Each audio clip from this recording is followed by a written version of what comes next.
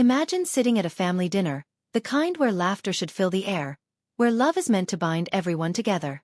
But instead, your own parents rise, point at you, and spit out the words, "You're the most trashy daughter we have." The room falls silent.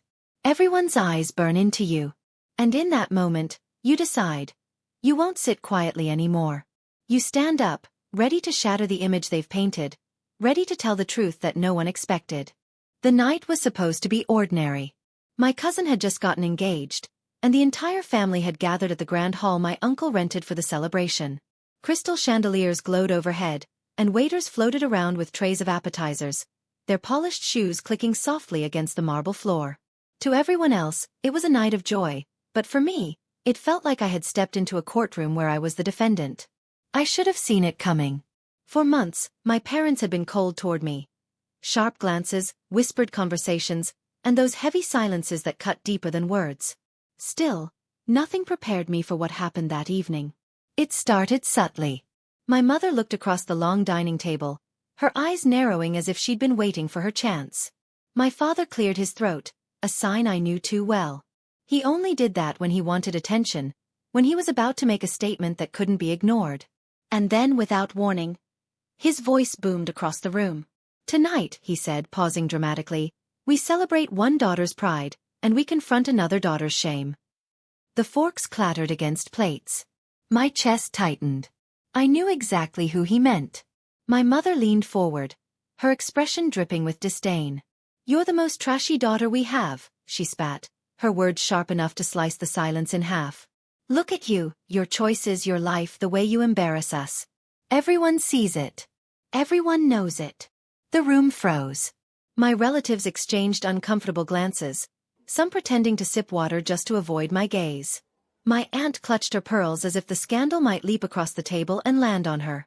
My cousins stared wide-eyed, enjoying the drama like spectators at a play. Even the waiters slowed their steps, unsure if they should keep serving or flee the battlefield. Heat rushed to my face, my heart pounding so loudly I thought everyone could hear it. Trashy? That word echoed inside me like a hammer against steel. My parents didn't just criticize me privately anymore. They had chosen this exact moment, in front of everyone I knew, to humiliate me. For a split second, I wanted to disappear. To sink under the table and hide. To let the ground swallow me whole. But then something inside me snapped. I remembered every sacrifice I'd made, every insult I had swallowed, every silent cry at night while they paraded my sister as the perfect daughter. I gripped the edge of the table, my knuckles white, and rose to my feet. The scraping sound of the chair against marble sliced through the silence, and every eye locked on me. My legs trembled, but my voice. Oh, my voice carried the weight of years unsaid. "Then listen carefully," I began. "Because if I'm trash to you, it's only because you've never bothered to see the truth." And the entire room gasped. For a moment, the room held its breath. My father's brows arched, surprised that I had dared to speak back, while my mother's lips twisted into a mocking smile. She thought I would stutter, collapse, apologize. But I had carried their words on my shoulders for too long. Tonight, under the chandeliers and in front of witnesses, I wasn't going to shrink anymore. "You call me trash," I said, my voice steady, "but let's remind everyone what trash really means in this family." My words rippled through the hall, and I saw my cousins lean in, sensing drama hotter than any reality show. My sister shifted uncomfortably. She was the golden child, always dressed in designer clothes, always praised for her obedience. But the truth? I had been the one working nights in college to pay tuition, the one who earned scholarships, the one who saved every penny to support myself. My parents never bragged about that. Not when it was easier to dismiss me as a disappointment. "You forgot to mention," I continued, "that when I got my first job, you borrowed half my savings to pay off Uncle's debts." I didn't complain. When you asked me to help pay for the new roof, I did. When my sister wanted her dream dress for graduation, who do you think covered the bill? But yes, tonight I'm the trashy one. Murmurs swept across the room. My aunt's hand fell from her pearls, and my uncle's face reddened. The waiters had stopped serving altogether, their trays suspended midair like frozen props on a stage. My father's jaw clenched. My mother's knuckles whitened as she gripped her napkin. They hadn't expected me to drag their secrets into the light. My sister finally spoke, her voice trembling. Don't do this here, she whispered, as though trying to preserve the family's fragile mask. But it was too late. The mask had shattered with my first sentence. I straightened my shoulders, no longer trembling. For years, you've loved having me as your scapegoat.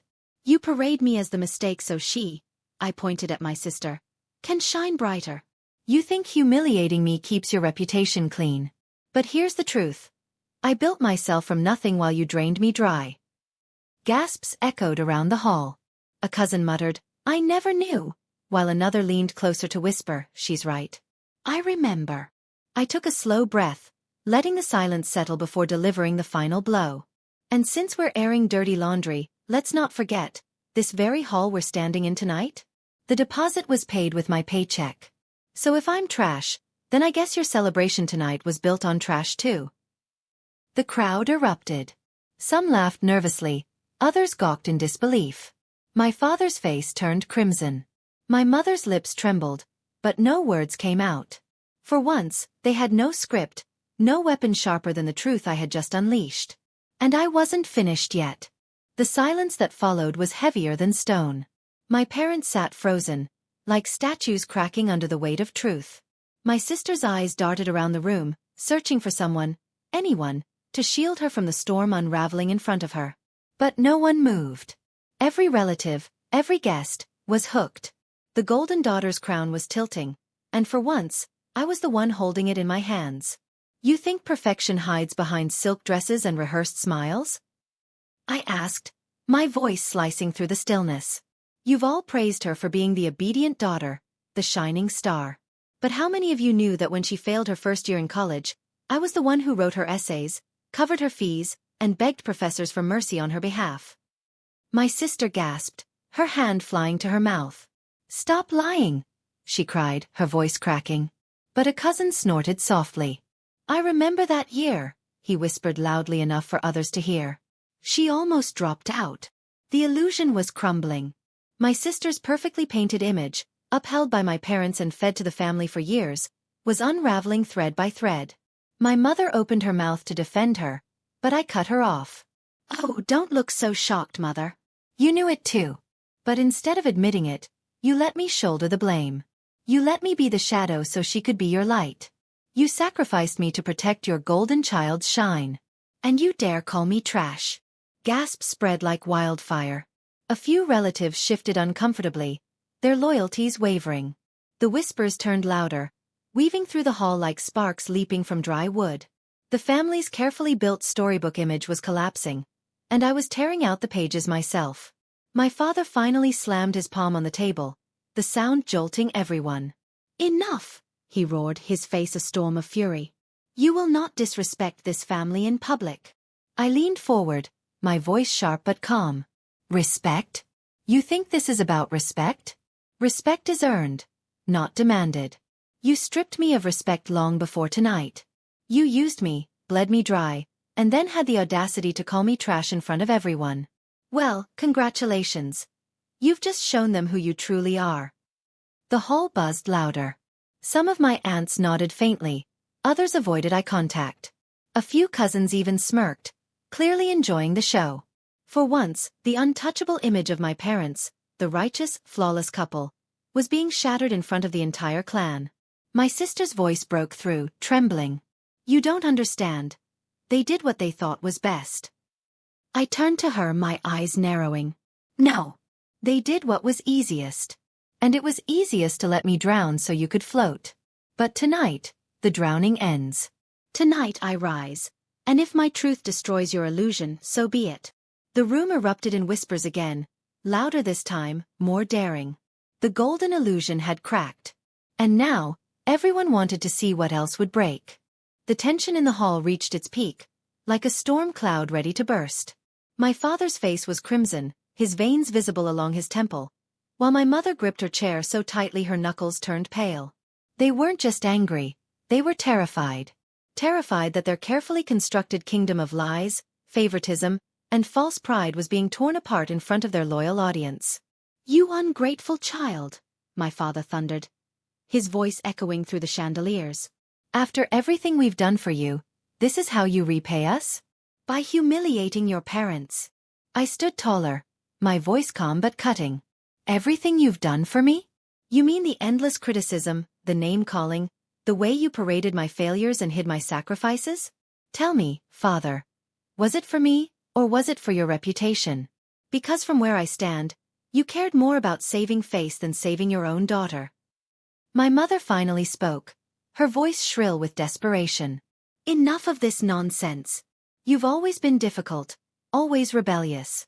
We only wanted what was best for you. I laughed bitterly, shaking my head. Best for me? No. Mother. You wanted what was convenient for you. A daughter who never asked questions, who bent under pressure, who silently carried the weight of everyone else's problems. That's not love, that's exploitation. A hush fell across the room again.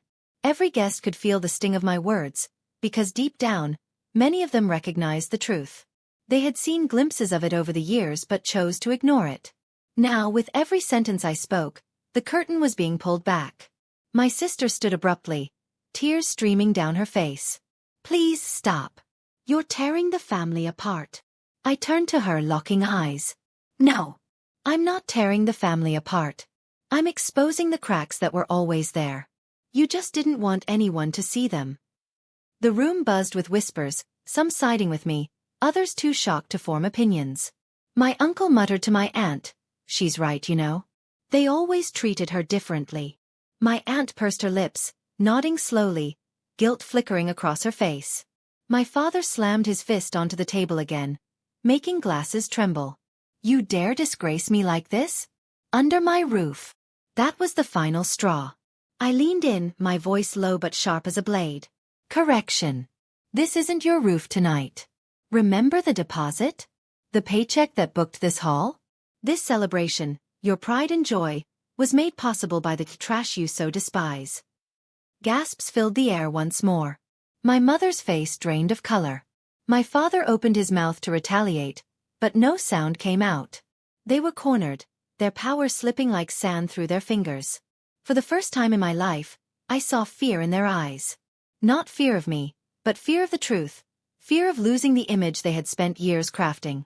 And I knew in that moment, the explosion had only just begun. The hall no longer felt like a celebration. It felt like a battlefield. My words still hung heavy in the air, and everyone sat in silence, waiting to see who would move first. My parents, once untouchable in their authority, now sat trembling, stripped of control by the very truth they tried to bury. Then it happened. My cousin Aisha, always the quiet observer, rose to her feet. She's right, she said firmly, her voice carrying across the room. I've seen it. She's always been the one helping, always the one sacrificing. And you, she turned to my parents, you've treated her like an afterthought. A ripple moved across the room. Another cousin nodded in agreement. Then an uncle. Then an aunt. One by one, voices joined in, like dominoes falling, each admitting they had noticed the imbalance all along. My father's face twisted in fury. So now you all betray me? You take her side over your own blood? But the irony struck them all at once. A guest whispered loud enough to be heard, "Isn't she your blood too?" That single question silenced him more effectively than any outburst could. My mother's hands shook as she tried to salvage the moment. She's manipulating you all. Don't let her lies poison this family. I stepped forward, my voice steady. No, Mother. Lies poison families. The truth heals them. And tonight, the truth finally has a voice. Some guests clapped softly, others nodded. My sister, pale and trembling, sank back into her chair. Her carefully crafted world of favoritism was collapsing, and there was nothing she could do to stop it. I looked around the room, my chest heaving with the weight of years finally lifted. For the first time in my life, I wasn't alone. The truth had spread beyond me. Others had seen it, acknowledged it, and stood beside me. My father slammed his fist down one final time, but the echo carried no power. His throne was gone. Their reign of humiliation was over. And I was finally free to stand, not as the trash they claimed I was, but as the daughter who refused to be silenced. By now, the room was no longer watching a family dinner, it was watching a trial, and the verdict was leaning in my favor. My parents, who had always controlled the narrative, were losing their grip. Their voices no longer commanded respect. Their silence screamed guilt louder than anything they could say. I looked at the faces surrounding me. Some were sympathetic, some shocked, but most were finally awake. Awake to the truth I had carried alone for years. And in that moment, I realized, if I stopped now, they would twist it later, bury it under excuses. I couldn't let that happen. You want the full truth? I asked, raising my voice. Let's talk about what no one here has ever dared to say aloud. The room leaned in. My parents shifted uncomfortably, sensing danger. My sister covered her face with trembling hands. When I applied for my first internship, I began. I was told I couldn't go because it was in another city. My parents said it wasn't safe. But the truth? They didn't want me to leave because I was their safety net. Who would cover the bills? Who would manage their crises? So I gave it up. Gasps rippled through the guests. A cousin shook his head, muttering, "Unbelievable." And when my grandmother was sick, I was the one who stayed nights at the hospital. But when she passed, who got praised for being the dutiful child? My eyes darted toward my sister. Her. Even though she barely visited once. Because appearances mattered more than reality. My mother's lip quivered, her defense crumbling. We didn't mean. I cut her off, my voice sharper than steel. Didn't mean? Or didn't care? Because there's a difference. The room stirred again, whispers louder now, some guests openly glaring at my parents. Their allies were vanishing, one by one. And here's the last piece of truth, I said, my voice rising with each word. You call me trash, but let me remind you. When Father's business nearly collapsed, who pawned her jewelry to help cover the debts? I did. When Mother couldn't pay her medical bills, who picked up extra shifts to cover them? I did. Trash doesn't save families. Trash doesn't build from nothing. Trash doesn't stand here right now, stronger than ever. Applause broke out. Hesitant at first, then stronger.